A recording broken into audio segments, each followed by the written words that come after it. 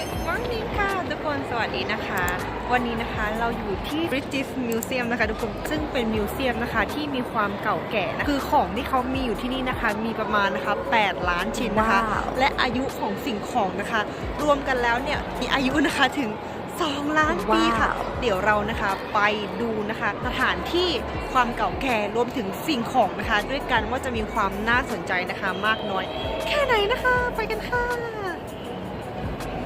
คือของที่นี่นะคะส่วนใหญ่แล้วนะคะมาจากยุคที่อังกฤษนะคะล่าอาณานิคมนะคะพอเขาไปประเทศไหนนะคะแล้วเขาเจอศิลปะหรือว่าประติมากรรมชิ้นไหนนะคะที่มันมีความน่าสนใจและเขาอยากจะศึกษาต่อนะคะเขาก็แบกนะคะกลับมาไว้ที่ประเทศอังกฤษนะคะหลังจากนั้นก็มีการสร้างนะคะพิพิธภัณฑ์หรือว่ามิวเซียมขึ้นมานะคะเขาก็มีการรวบรวมนะคะของที่เขาไปเอามาจากนะคะประเทศต่างๆทั่วโลกเนาะมารวบรวมไว้ที่นี่นะคะคุณสามารถเจอนะคะของที่มันมาจากทั่วโลกเลยนะคะเพราะว่าสมัยก่อนนะอังกฤษนะคะเขาเป็นเจ้านะคะแห่งการล่าอาณานิคมนะคะเพราะฉะนั้นนะคะที่นี่นะคะก็จะมีของจากทั้งโรมันนะคะอียิปต์นะคะอินเดียนะคะจีนต่างๆมากมายนะคะเดี๋ยวเรานะคะลองไปดูความอลังการงานสร้างของพิพิธภัณฑ์ที่นี่กันนะคะเดี๋ยวโซนแรกนะคะที่เราจะไปดูกันนะคะจะเป็นโซนของประเทศจีนนะคะแล้วก็เป็นเอเชียตะวันออกเฉียงใต้นะคะเดี๋ยวข้างหลังแป้งนะคะอย่างที่เห็นมันเป็นของประเทศจีนนะคะซึ่งเขาก็จะมีการนะคะแบ่งเป็นโซนๆไปนะคะเวลาที่เราเข้าชมเนี่ยเราก็สามารถที่จะเลือกเข้าชมได้นะคะว่าเราอยากที่จะเข้าไปชมโซนไหนก่อนนะคะซึ่งแต่ละโซนนะคะก็จะมีลักษณะนะคะที่มันโดดเด่นนะคะเป็นเอกลักษณ์นะคะของแต่ละประเทศหรือว่าของแต่ละโซนนะคะเดี๋ยวแป้งจะพาไปชมนะคะโซนของประเทศจีนก่อนนะคะเดี๋ยวเราไปชมกันเลยค่ะโซนนี้ก็จะมีการจัดแสดงสมบัติชาติจีนนะคะซึ่งจะมีหลากหลายทั้งเครื่องปั้นดินเผาทั้งเครื่องแต่งกายนะคะรวมไปถึงอุปกรณ์เครื่องใช้ต่างๆในสมัยก่อนซึ่งเราอาจจะหาดูได้ยากนะคะทั้งหมดนี้เขาก็รวบรวมมาให้แล้วนะคะตั้งแสดงในพิพิธภัณฑ์ที่ลอนดอนที่นี่นะคะซึ่งของแต่ละชิ้นนะคะที่ถูกจัดแสดงถ้าคุณมองรอบๆคุณจะเห็นคำบรรยายนะคะที่แปะไว้ข้างสิ่งของอันนั้นเพื่อแสดงคำบรรยายนะคะที่มาที่ไปความหมายของสิ่งที่ถูกจัดแสดงอยู่ค่ะตอนนี้นะคะย้ายโซนนะคะมาอยู่ที่อินเดียศรีลังกานะคะเป็นเซาท์เอเชียนะคะก็จริงๆแล้วนะคะเขาก็จะมีโซนนะคะให้เราดูหลากหลายถ้าเราสนใจนะคะอยากศึกษานะคะเป็นแบบว่าของประเทศไหนนะคะก็สามารถที่จะใช้เวลานะคะในโซนต่างๆได้เลยนะคะแต่วันนี้นะคะแป้งนะคะเป็นแฟนตัวยงนะคะของประเทศอียิปต์นะคะเดี๋ยวแป้งจะพาไปชมนะคะโซนของประเทศอียิปต์กันนะคะเพราะว่าแป้งนะคะเคยไปที่อียิปต์แล้วนะคะไปดูมัมมี่นะคะแล้วก็ไปดูมิวเซียมนะคะที่ประเทศอียิปต์นะคะแต่อย่างที่ว่านะคะว่าเมื่อก่อนนะคะประเทศอังกฤษนะคะเขามีการล่าอาณานิคมนะคะแล้วก็เขานะคะก็ได้มีการนะคะนำของบางอย่างนะคะที่อยู่ในประเทศอียิปต์นะคะมาที่ลอนดอนนะคะเพราะฉะนั้นนะคะบางทีนะคะถ้าเราไปที่อียิปต์นะคะเรานะคะอาจจะไม่เจอของนะคะพวกนั้นที่ประเทศอียิปต์เพราะว่าคนอังกฤษนะคะเขาได้ทำการขนย้ายนะคะของบางอย่างจากอียิปต์นะคะมาไว้ที่มิวเซียมที่นี่แล้วนะคะแป้งก็เลยจะไปดูนะคะของที่มันขาดหายไปนะคะจากอียิปต์นะคะที่เขานำมาไว้นะคะที่มิวเซียมที่นี่นะคะเดี๋ยวเราไปโซนประเทศอียิปต์กันนะคะ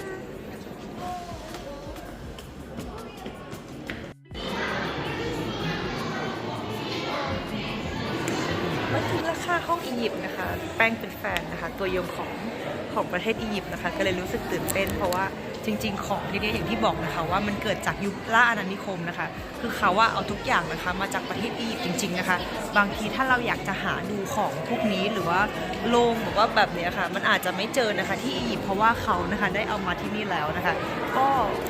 น่าตื่นเต้นนะคะแล้วก็รู้สึกแบบทึ่งเพราะว่าเราเห็นมัมมี่ที่นี่จริงๆนะคะเพราะว่ามัมมี่ที่อียิปต์เขาจะถูกแสดงอีกแบบนึงแต่ว่ามัมมี่ที่นี่นะคะเขาก็จะจัดแสดงอีกแบบนึงซึ่งแสดงแบบนี้เดี๋ยวแป้งพลิกกล้องให้ดูนะคะว่าเขาจะแสดงแบบไหนนะคะนี่ค่ะทุกคนก็คือจัดแสดงนะคะในโรงแก้วแบบนี้เลยนะคะให้เห็นแบบว่าแบบเคลียร์ใสๆเลยนะคะซึ่งแป้งรู้สึกว่านะคะวายการจัดแสดงที่นี่กับที่อียิปต์นะคะมันจะต่างกันเหมือนที่นี่เขาทำเพื่อเป็นมิวเซียมจริงๆนะคะพิพิธภัณฑ์จริงๆเนาะแต่ว่าที่อียิปต์เขาจะเหมือนกับว่าเขาจะรักษาไว้นะคะเขาจะบูชาสิ่งที่เขาสิ่งที่ถูกตกทอดนะคะมาจากบรรพบุรุษเนาะก็ได้บรรยากาศอีกแบบหนึ่งนะคะเดี๋ยวแป้งถ่ายบรรยากาศให้ดูนะคะทุกคนดูแบบมันแบบ Amazing อ่ะคือมันเห็นแบบนี้เลยเพราะว่า ที่อียิปต์แป้งไม่ได้เห็นแบบนี้นะคะเขาเหมือนจะจัดแสดงอีกแบบเนาะอันนี้ก็คือให้เห็นโลงแล้วก็ให้เห็นมัมมี่ซึ่งแป้งไม่รู้ว่ามัมมี่อันนี้มันคือของจริงไหมนะคะเดี๋ยวแป้งขออ่านรายละเอียดแป๊บนึงนะคะ Amazing อ่ะทุกคนเห็นโลงตรงนี้ไหมคะแล้วก็เห็นทองไหมคะจริงๆแล้วอ่ะมันเคยถูกเขาเรียกอะไรบุด้วยทองทั้งหมดนะคะแต่ว่าพอมีคนไปค้นพบไปขุดเจอเขาก็เลาะทองออกนะคะแล้วก็เหลือแต่มัมมี่เนาะ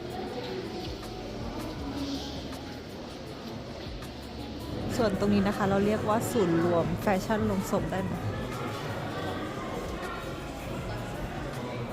เราข้ามมาโซนถัดไปนะคะให้ถ่ายนะคะว่าเป็นโซนอะไรนะคะดูจากรูปปั้นข้างหลังนะคะคือโซนกรีกนะคะมันจะมีไฮไลท์นะคะตัวหนึ่งเดี๋ยวแป้งจะพาไปดูนะคะแต่ว่าแป้งมาสะดุดนะคะตรงรูปปั้นอันนี้นะคะคือแต่ว่ารูปปั้นอันนี้ตั้งแต่350นะคะถึง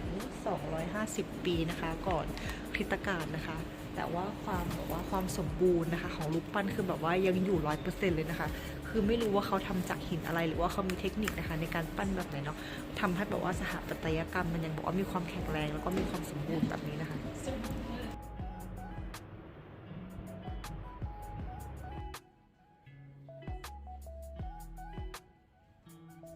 สัญลักษณ์อีกอันนึงนะคะของกรีกนะคะก็คือเป็นแผ่นจารึกนานาแบบนี้นะคะทุกคนคือเขานะคะอธิบายตรงนี้นะคะไว้ว่าปกติแล้วนะคะแผ่นจารึกเนี่ยก็จะถูกทำจากหินนะคะเป็นแบบว่าบลอนซ์นะคะเป็นทองแดงสำริดหรืออะไรก็แล้วแต่นะคะซึ่งปกติแล้วนะคะชาวกรีกโบราณเนี่ยเขานะคะจะบันทึกนะคะทุกสิ่งทุกอย่างนะคะลงในแผ่นจารึกแบบนี้นะคะก็คือทั้งเป็นเรื่องราวประจำวันนะคะเป็นคาเลนดาร์หรือว่าปฏิทินนะคะหรือแม้แต่นะคะเอาไว้อธิบายนะคะรูปปั้นหรือว่าเป็นงานศพนะคะของบุคคลสำคัญเขาก็สลักไว้นะคะซึ่งเป็นสัญลักษณ์นะคะของชาวกรีกนะคะสมัยก่อนเนาะที่เขานะคะมีความคิดสร้างสรรค์ในการเขียนนะคะในการคิดค้นนะคะตัวหนังสือรวมถึงมีการจดบันทึกต่างๆนะคะซึ่งสมัยก่อนเนาะมันไม่มีกระดาษนะคะเขาก็เลยหานะคะสรรหาจดนะคะใส่หินแบบนี้นะคะซึ่งของแป้งอะกล้องมันไม่ชัดเดี๋ยวแป้งพลิกให้ดูนะคะว่ามันแบบว่าแบบ Amazing นะคะทุกคนแบบว้าวคิดได้นะคะชาญฉลาดนะคะเดี๋ยวแป้งพลิกกล้องให้ดูนะคะ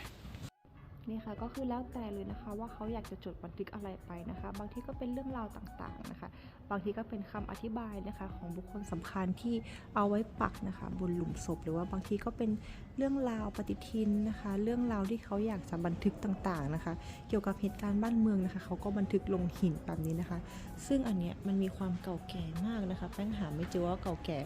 กี่ปีมาแล้วแต่แป้งคิดว่าน่าจะก่อนคริสตกาลนะคะแต่คือดูความสมบูรณ์นะคะของตัวหนังสือของสิ่งที่มันยังอยู่นะคะคือ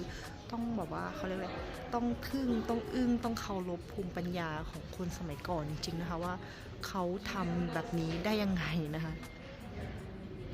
อันนี้เหมือนเป็นกล่องจดหมายเลยค่ะทุกคนบอกว่า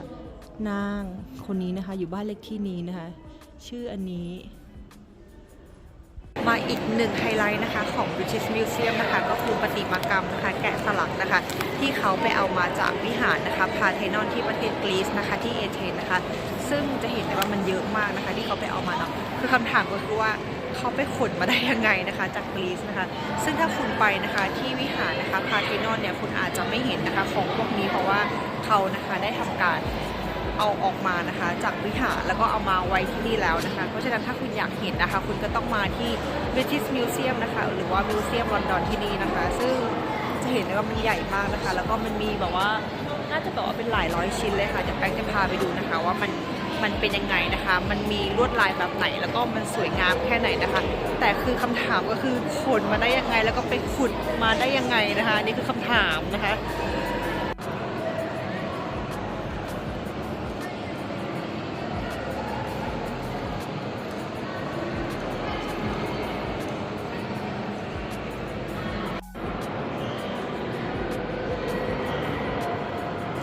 เห็นข้างหลังไหมคะเธอความยิ่งใหญ่มันยังไม่จบค่ะคือข้างหลังนะคะคือปราสาทนะคะที่มาจากกรีกนะคะที่มาจากกรีกนะคะทุกคนคือคำถามอีกแล้วนะคะก็คือว่าเขาแบกมาได้ยังไงครับปราสาทขนาดนี้นะคะคือทุกอย่างนะคะที่ถูกจัดแสดงอยู่ที่นี่นะคะเขานะคะแบกนะคะมาจากออริจินอลหรือว่ามาจากประเทศนะคะต้นกำเนิดจริงๆนะคะปราสาทนะคะที่คุณเห็นข้างหลังก็คือเขาแบกนะคะมาจากกรีกนะคะค คือคนอังกฤษสมัยก่อนเขาเข่งมากนะคะเขามีความสามารถเนาะในการแบกวิหารนะคะบ้านทั้งหลังแบบเนี้ยมาที่บ้านเมืองเขาด้วยนะคะ เดี๋ยวเราไปดูใกล้ๆกันนะคะว่าวิหารมันจะสวยงามแค่ไหนนะคะ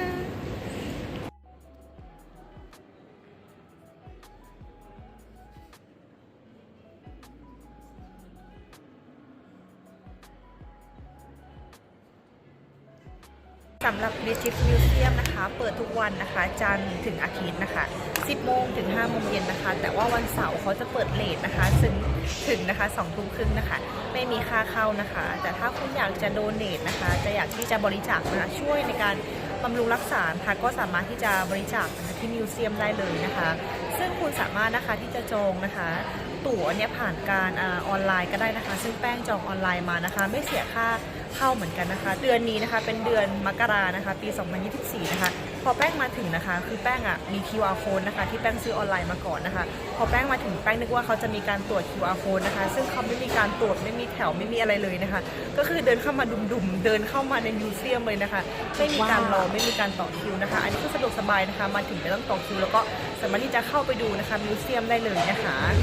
ส่วนการใช้เวลาเยี่ยมชมนะคะที่นี่นะคะก็คือแล้วแต่คุณเลยนะคะเขามีทั้งหมดนะคะ5ชั้นนะคะซึ่งมิวเซียมเขาใหญ่มากๆนะคะ จริงๆแล้วแป้งคิดว่า5ชั้นนะคะใช้เวลาทั้งวันอาจจะยังไม่หมดนะคะแป้งมาที่นี่นะคะใช้เวลาแค่3ชั่วโมงนะคะเพราะว่าแป้งมีเวลาจำกัดนะคะซึ่ง3ชั่วโมงแป้งไปได้แค่บางจุดเท่านั้นเองนะคะไปแค่บางจุดที่แป้งสนใจอย่างเช่นอียิปต์นะคะแล้วก็จีนนะคะแล้วก็รวมถึงกรีซนะคะซึ่งมันยังไม่ครอบคลุมส่วนอื่นเลยนะคะถ้าคุณที่มีเวลานะคะแป้งแนะนำว่าให้คุณนะคะใช้เวลาทั้งวันยังไงก็ดูไม่หมดนะคะเพราะว่าของมันเยอะมากนะคะอย่างที่แป้งบอกไปตั้งแต่ต้นคลิปนะคะว่าของที่นี่นะคะเขามีทั้งหมดประมาณ8ล้านชิ้นนะคะซึ่งถ้าเอาอายุของสิ่งของทั้งหมดมารวมกันนะคะจะมีอายุทั้งหมดประมาณ2ล้านปีนะคะซึ่งเป็นมิวเซียมที่มีความสำคัญแล้วก็มีคุณค่านะคะแก่การศึกษาแล้วก็เป็นประโยชน์นะคะให้กับคนรุ่นหลังได้เห็นสิ่งของที่ในชีวิตนี้นะคะเราอาจจะไม่เคยได้เห็นเลยนะคะถ้าเขาไม่มีการรักษาแล้วก็เก็บไว้นะคะที่มิวเซียมแห่งนี้นะคะหวังว่านะคะทุกคนจะ enjoy นะคะกับคลิปแล้วก็ประวัติศาสตร์นะคะที่แป้งเอามาฝากกันนะคะถ้าชอบอย่าลืมกดไลค์กดแชร์กด subscribe ให้ด้วยนะคะเดี๋ยวคลิปหน้าเนี่ยแป้งจะพาไปที่ไหนอย่าลืมติดตามกันด้วยนะคะวันนี้ไปก่อนนะคะบ๊ายบายค่ะ